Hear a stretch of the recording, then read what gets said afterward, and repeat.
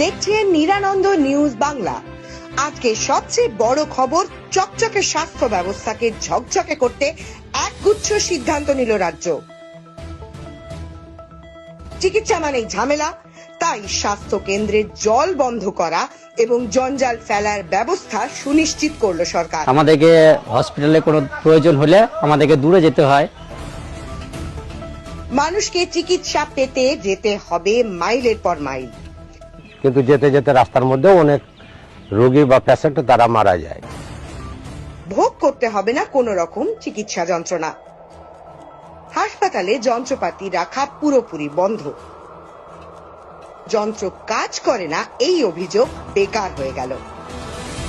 Doctor থাকে না, অমনি হয়তো একদিন এলো, সে বছরে একদিন কিংবা মাসে একদিন। কোন রকম চিকিৎসা যাতে না হয় তা সুনিশ্চিত করতে ওষুধ রাখাও বন্ধ করা হয়েছে।